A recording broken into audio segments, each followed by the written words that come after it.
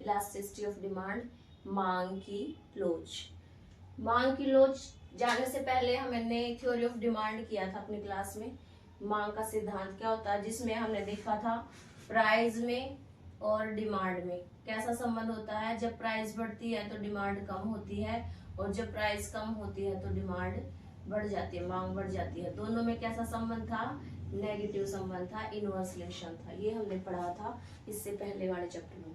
अब मांग की लोच क्या होती है, मांग में होने वाला परिवर्तन किसके कारण होता है, प्राइस के कारण होता है, इनकम के कारण होता है, और संबंधित वस्तुओं की कीमत के कारण होता है। जो परिवर्तन है मांग में, परिवर्तन चेंज, वो किसके कारण होता है, मांग में जो परिवर्तन वो किसके कारण होता है, या तो कीमत के कारण, प्राइस के कारण, या आय के कारण, इनकम के कारण, या संबंधित वस्तुओं में होने वाली जो उसकी प्राइस है उनके कारण, संबंधित वस्तुओं की कीमत के कारण। जो रिलेटेड गुड्स है मैंने बताया था कॉम्प्लीमेंट्री होती है कीमत के कारण। ये अब 12th का जो सिलेबस है उसके अकॉर्डिंग सिर्फ हम कीमत में होने वाले परिवर्तन के कारण मांग में होने वाला परिवर्तन पढ़ेंगे। हमारा सिलेबस 12th क्लास में हरियाणा बोर्ड ऑफ भिवानी में ये है, ठीक है। बाकी ये दोनों आउट ऑफ सिलेबस है, ये दोनों सिलेबस में नहीं है, हम तो सिर्फ इसकी स्टडी करेंगे। अब कीमत में हो परिवर्तन होने से मांग में कितना और किस दिशा में परिवर्तन होता है उसका हम यहाँ अध्ययन करेंगे, जिसको मांग की लोच कितनी कितनी होगी हमारी वो सब पढ़ेंगे, ठीक है। तो मांग की लोच की डेफिनेशन क्या होगी, कीमत में परिवर्तन होने से, कीमत में परिवर्तन होने से, परिवर्तन होने से मांग में कितना, मांग में कितना तथा किस दिशा में, तथा किस दिशा में परिवर्तन होता है। दिशा मतलब डायरेक्शन, ऊपर या नीचे, दिशा में परिवर्तन होता है उसको क्या बोलेंगे, मांग की लोच बोलेंगे। उसको क्या बोलेंगे, मांग की लोच क्या होती है। मेरे ख्याल से समझ आ गया होगा, लोच कहते हैं।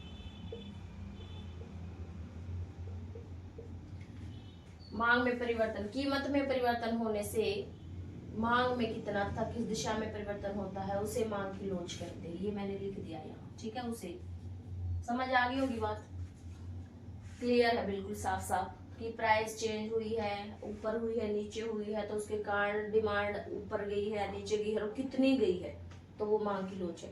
अब मांग की लोच से रिलेटेड 5 डिग्रीज है, 5 श्रेणियां हैं मांग की लोच की, वो हम यहाँ इस चैप्टर में स्टडी करेंगे। ये जो लोच है वो कितने तरह की हो सकती है, 5 तरह की। मांग की लोच की जो श्रेणियां हैं, डिग्रीज है, श्रेणियां मैं हिसाब से करवा रही हूँ, आप नोट्स बनाते जाना। श्रेणियां कितनी है, 5 है।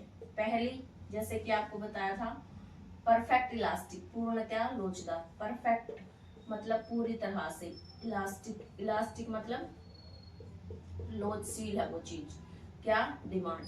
मांग पूर्णतया लोचदार है, परफेक्टली इलास्टिक है, पूर्णतया, हिंदी में लिख देती हूँ, पूर्णतया लोचदार मांग पहली श्रेणी है, लोचदार मांग।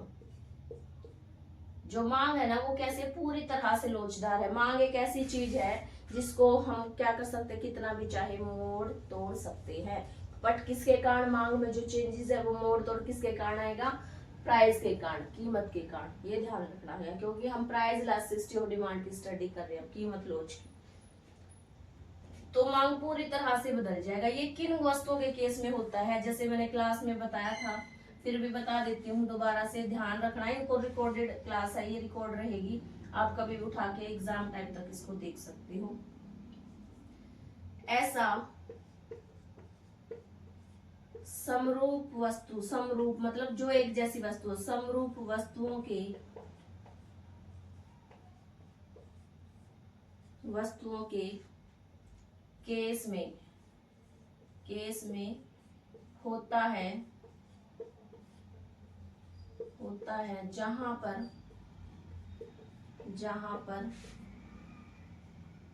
उस वस्तु को बेचने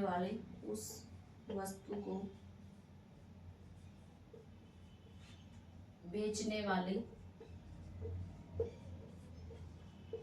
बहुत सारे विक्रेता हो।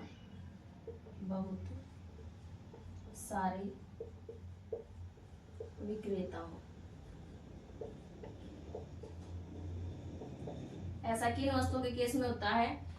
जब वस्तु समरूप हो। देखो, दो चीजों पे मैंने स्ट्रेस दिया है, तो समरूप वस्तु है और दूसरा क्या है, हमारी जो बेचने वाले हैं उसी सेम चीज को बेचने वाले बहुत सारे हैं। आई थिंक क्लियर हो रहा होगा।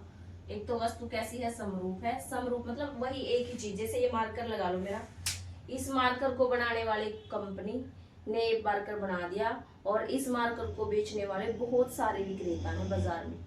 अब कंपनी ने इसकी कीमत निर्धारित कर दी। क्या कोई एक अकेला विक्रेता इसकी कीमत को प्रभावित कर सकता है? अगर कोई इसको थोड़ा सा भी एक्स्ट्रा प्राइस पे इसकी प्राइस एक्स्ट्रा चार्ज करेगा, एक्स्ट्रा प्राइस लेगा, 1 रुपया भी ज्यादा लेगा, तो खरीदने वाले उससे नहीं खरीदेंगे, क्योंकि उनके पास और ऑप्शन है और बेचने वाले हैं मार्केट में बहुत सारे, वो किसी और से खरीद लेंगे। उनको क्या जरूरत है महंगा खरीदने की? समझ रहे मेरी बात? तो जो इसकी प्राइस बढ़ाएगा, जो विक्रेता इसकी प्राइस ज्यादा चार्ज करेगा, उसके लिए इस मार्कर की मांग क्या हो जाएगी, 0 हो जाएगी। मांग में इतना परिवर्तन होगा, कीमत के थोड़ा सा भी बढ़ने पे इतनी ज्यादा मांग कम होगी कि बिल्कुल ही 0 चलेगी, बिल्कुल हम इसको माप भी नहीं सकते। तो इस केस में ईडी मतलब इलास्टिसिटी ऑफ डिमांड क्या होती है बेटा?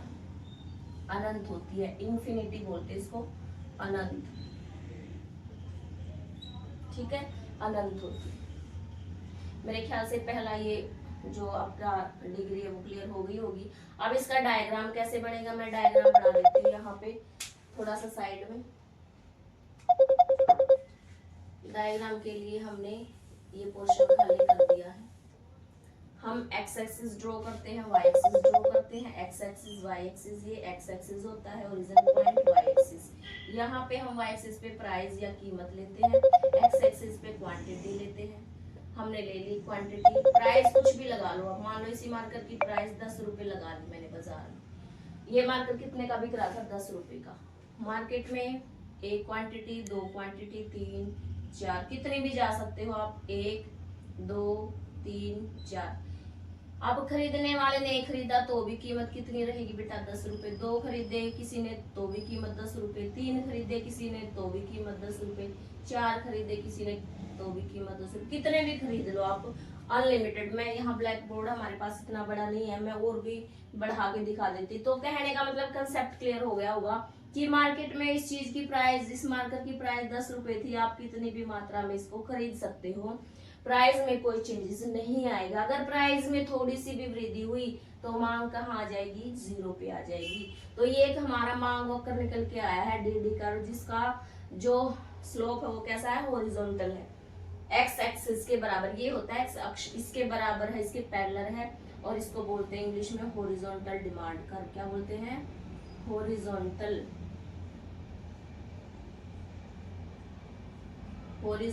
डिमांड कर्व, मांग वक्र। क्षैतिज, हिंदी में क्या बोलते हैं? क्षैतिज। अब देख लेना आपको हिंदी आसान लगती है इंग्लिश, मैंने दोनों लैंग्वेज में बता दिया है। ये परफेक्ट लास्ट डिमांड किन वस्तुओं के केस में होती है, ईडी किसके बराबर होगी, मांग वक्र कैसे बनेगा, उसको कैसा मांग वक्र बोलते हैं, ये इससे बाहर कोई क्वेश्चन नहीं आएगा इसमें। समझ गए? अब चलते हैं सेकंड पॉइंट पे।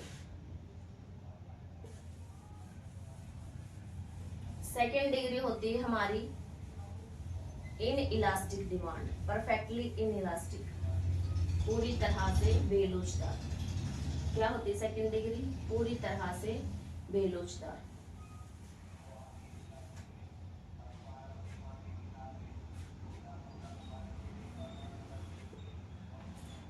परफेक्टली इन इलास्टिक डिमांड, पूर्णतया बेलोचदार।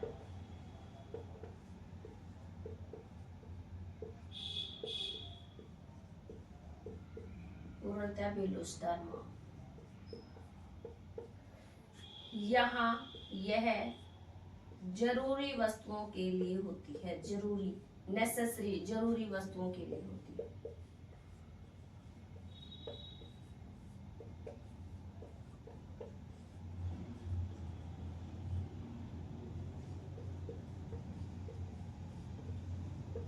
जैसे घर में नमक, एक थैली, पहला नमक आ गया, दूसरा आटा आ गया, कोई भी और प्रोडक्ट ले सकते हैं जो घर में जरूरी होते हैं, जिनके बिना एक इंसान का जीवन पॉसिबल नहीं है। ऐसे कितने भी एग्जाम्पल ले सकते हैं जरूरी वस्तुओं के लिए। तो जो चीज जरूरी है उसकी कीमत बढ़े या घटे, क्या उसकी मांग पे कोई प्रभाव पड़ता है? मेरे को ये सोच के बताना, अगर कोई नया स्टूडेंट है तो। अगर आटा महंगा हो गया है तो क्या आप आटा रोटी खाना कम कर दोगे? या आटा सस्ता हो गया है तो क्या आप ज्यादा खाना शुरू कर दोगे? ऐसे ही नमक के केस में, क्या आप ज्यादा नमक खाना शुरू कर दोगे अगर सस्ता हो गया नमक? अगर नमक महंगा हो गया तो आप कम खाना शुरू कर दोगे। ये ऐसी चीजें हैं भाई कि जिनकी जितनी जरूरत है ना वो उतनी मात्रा में ही खाई जाती, ना उससे कम ना उससे ज्यादा। मतलब कीमत बढ़े इनकी, चाहे इनकी कीमत कम हो, इनकी मांग पर कोई प्रभाव नहीं पड़ता, इनकी मांग में कोई चेंजेस नहीं आते। यहाँ भी देख सकते हो वर्ड इनइलास्टिक है, डिमांड बेलोच, जिसमें कोई चेंजेस नहीं होगा। तो ईडी किसके बराबर होगी? यहाँ पे ईडी बराबर है 0, शून्य होगी, कोई लोच नहीं है मांग में। डिमांड कर्व कैसा बनेगा ध्यान से देखेंगे। यहाँ पे X axis original point, Y axis price ले ली हमने, यहाँ पे कीमत ले ली, यहाँ पे हमने क्वांटिटी ले ली। समझ आ रही है बात? प्राइस थी 10 रुपए किसी चीज की, 20 रुपए, नमक की 30 रुपए, ये नमक की प्राइस थी। क्वांटिटी कितनी थी? 1 2 3, कितनी भी ले लो। 10, मेरे घर में एक नमक की थैली लगती है, मान लो एक महीने में एक नमक की थैली, मैं अपना एग्जाम्पल दे देती हूँ। नमक 10 रुपए का था तो भी हम एक थैली लेते थे, बढ़ के 20 रुपए का हो गया, महंगाई होगी तो भी हम एक ही थैली ले रहे हैं, बढ़ के 30 रुपए का हो गया तो भी हम नमक की एक ही थैली ले रहे हैं। देखो नमक की थैली की मांग पे कोई प्रभाव नहीं पड़ा, उसके केस में हमारा डिमांड कर्व कैसा निकला? खड़ा, जिसको डीडी कर्व बोलेंगे। और इसका ढलान कैसा है? वर्टिकल। कैसा है भाई? वर्टिकल। समझ आ रही है बात? और मांग की लोच यहाँ क्या है? 0। पूर्णतः बेलोचदार कौन सी वस्तुओं के लिए होती है मांग? इन चीजों के लिए होती है। मांग की लोच किसके बराबर होगी? 0 के बराबर होगी। मांग वक्र कैसा बनेगा हमारा? वर्टिकल बनेगा। ये भी मैंने क्लास में बता दिया था और अच्छे से अब भी बता दिया है। आई थिंक आपको समझ आ गया होगा। ठीक है, आगे चलते हैं हम। नेक्स्ट जो हमारी डिग्री आती है तीसरी, यूनिटरी इलास्टिक। क्या डिग्री आती है? यूनिटरी इलास्टिक, इकाई के बराबर लोचदार, इकाई के बराबर लोचदार। तीसरी श्रेणी, इकाई के बराबर, इकाई का मतलब होता है एक, इकाई के बराबर लोचदार मांग, लोचदार मांग। मांग हमारी किसके बराबर है? इकाई के बराबर।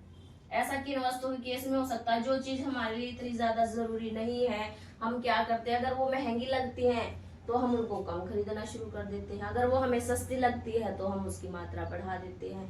जितना प्राइस में परिवर्तन होगा ना, मान लो प्राइस में परिवर्तन आया 10% का, 10% प्राइस बढ़ गई है तो जो डिमांड है, जो क्वांटिटी है वो भी क्या होगी? 10% ही कम हो जाएगी। जितनी यहाँ चेंजेस है ना, प्राइस में वृद्धि है तो उतनी ही डिमांड में सेम दिख रहा है ना आपको, 1 के बराबर है। ये दोनों का परसेंटेज चेंज 1 के बराबर है। 100% इतना ही इसमें है, इतना ही इसमें है, 10% का मतलब बराबर।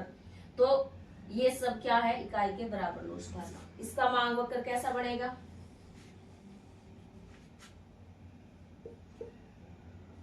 Y axis, X axis origin point, price, और यहाँ पे क्वांटिटी। लंबी चौड़ी कोई कहानी नहीं है। प्राइस 5 रुपए थी, हम चीजें खरीद रहे थे 2 4 6, हम 4 चीजें खरीद रहे थे 5 रुपए की। ठीक है बेटा, प्राइस बढ़ के 10 रुपए हो गई, कीमत ज्यादा हो गई है, हमने क्या किया? 4 की बजाय 2 वस्तु को खरीदना शुरू कर दिया। ये सीधी बनेगी, सीधी लाइन। ए पॉइंट आ गया हमारे पास, बी पॉइंट आ गया, दोनों पॉइंट्स को मिला दो, ए बी को, एक डीडी कर्व निकलेगा, डिमांड कर्व निकलेगा, जिसका स्लोप क्या रहेगा, इकाई के बराबर लोचदार रहेगा। डाउनवर्ड स्लोप ईडी क्या रहेगी, यहाँ इक्वल टू 1 रहेगी। समझ आ गया? ये थी थर्ड, इकाई के बराबर। यहाँ इस चीज पे फोकस करना है, इस चीज पे फोकस करना। डायग्राम तो अपने हाथ में है, कैसे भी इसको किधर भी घुमा लो इन लाइनों को। मेन बात है ये समझ आनी चाहिए, ये चीज पता होनी चाहिए। ये चीज पता होगी, देखो जितना प्राइस बढ़ी ना मांग उतनी ही कम हो गई। ये जो बॉक्स है ना, ये बॉक्स, इसका एरिया मतलब इस स्क्वायर का एरिया और इस स्क्वायर का एरिया बराबर है। अगर ये था हमारा एक रेक्टेंगल, अगर मैंने इसमें से इतना एरिया काट दिया तो इतना जोड़ भी तो दिया, बराबर बात है। मतलब हमारा खर्च यहाँ पे बराबर रहेगा। खर्च को भी भूल जाओ अभी तुम, हम वो कुल व्यय विधि में करेंगे। फिलहाल के लिए इतना ही समझो, जिस पोर्शन से प्राइस बढ़ी है उसी परसेंटेज से, सॉरी जिस परसेंटेज से प्राइस बढ़ी है उसी परसेंटेज से क्या हो जाएगी, मांग कम हो जाएगी। दोनों का जो अंतर है, सॉरी चेंजेस, परिवर्तन है, चेंज है, वो क्या रहेगा, बराबर ही रहेगा। आई थिंक क्लियर हो गया होगा। नेक्स्ट आता है 4th डिग्री, मोर इलास्टिक। किससे, यूनिटरीज, एक से ज्यादा, इकाई से अधिक, इकाई का मतलब एक से अधिक लोचदार मांग, अधिक लोचदार मांग। अब यहाँ क्या होगा, प्राइस में जो चेंजेस है, प्राइस में जो परिवर्तन है, प्राइस में जो परिवर्तन है, मान लो वो हुआ है 10%, प्राइस बढ़ गई, पर जो डिमांड है हमारी वो 10 से ज्यादा, 10 से ज्यादा कोई भी वैल्यू ले लो, 12, 13, 14 कितनी भी, उतनी मात्रा में कम होगी। तो कीमत में परिवर्तन ज्यादा हुआ है, मांग में, सॉरी कीमत में परिवर्तन कम हुआ है, मांग में परिवर्तन ज्यादा हुआ है, तो एडी क्या है, ग्रेटर देन 1 है। लास्ट जो डिमांड क्या है, मोर देन 1 है। ये हमारा मांग की लोच का एक स्टेटमेंट है। एक्स एक्सिस करेंगे इसके लिए डायग्राम में, वाई एक्सिस प्राइस और क्वांटिटी। देखो प्राइस 5, 10, 15, 5 का गैप ले लिया मैंने यहाँ पे, और यहाँ पे 1 का 1, 2, 3, 4 ले लिया। जब मान लो कीमत 5 रुपए थी, क्वांटिटी कितनी थी हमारी 4, इतनी चीजें खरीदते थे हम। फिर क्या होगा, कीमत बढ़ के 10 रुपए होगी, कीमत बढ़ के 10 रुपए होगी। According to law of demand या यूनिटरी इलास्टिक डिमांड, हमारी क्वांटिटी इतनी मात्रा में कम होनी चाहिए, हम 4 से 2 पे आने चाहिए, पर हम किस पे आ गए हैं, मांग हमारी बहुत ज्यादा कम हो गई, 1 पे आ गए हम। हमने अब कीमत तो बढ़ गई, डबल होगी। हम अगर हम यूनिटरी पे होते तो हम 2 खरीदते चीजें, पर हम मोर देन 1 है, मोर देन 1 पे खड़े हैं, तो हमने कितनी चीजों को खरीदना शुरू कर दिया, 1 को। अब देखो ये चेंज तो थोड़ा है, ये चेंज ज्यादा है, 2 पॉइंट आगे हमारे पास। इन दोनों को मिला दो, ए बी को, ये डिमांड कर्व निकल गया, डीडी कर्व। और यहाँ इलास्टिसिटी ऑफ डिमांड क्या है, ग्रेटर देन 1, एक से ज्यादा लोचदार। ये भी क्लियर हो गया होगा। अब देखो ध्यान से, वहां मैंने अभी जो 3rd स्टेज पे डायग्राम बनाया था इकाई के बराबर में, मैंने ये दोनों बॉक्स बराबर बनाए थे, ये मेरे हाथ में बनाना। और यहाँ पे मैंने क्या, इस बॉक्स को बड़ा बनाया, क्योंकि मांग ज्यादा लोचदार है। ये मैंने लिखा हुआ, ये मैंने लिखा हुआ, इस चीज के ऊपर ये मैंने लिखा हुआ, इस चीज के ऊपर फोकस करके मैंने इन लाइनों को घुमा दिया अपने हिसाब से। समझ पा रहे हो मेरी बात? डायग्राम तो अपने हाथ में है, मेन बात है ये चीजें कैसे काम कर रही है। क्लियर है?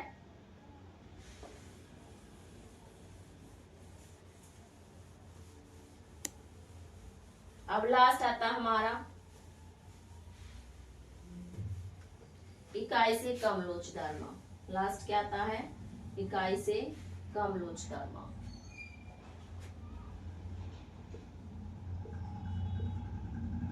जिसमें प्राइस में जो मान लो 10% का चेंज है, प्राइस 10% से बढ़ी है, डिमांड क्या होगी, 5% से कम होगी।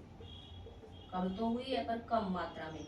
ऐसा कि वस्तु प्राइस तो बढ़ गई है बहुत ज्यादा, पर हमने मांग को भी कम नहीं किया। ऐसा कब करेंगे हम, जब हमारे लिए वस्तु थोड़ी जरूरी होगी। मतलब ये नहीं कि हम बिल्कुल ही छोड़ देंगे उसको या बहुत ज्यादा कम कर देंगे, हमारे लिए वस्तु जरूरी है तभी हम ऐसा करेंगे। तो एडी किसके बराबर होगी, लेस देन 1, इकाई से कम लोचदार। डायग्राम भी ऐसे ही बना देंगे। मेरे ख्याल से आप लोगों को समझ आ रहा होगा।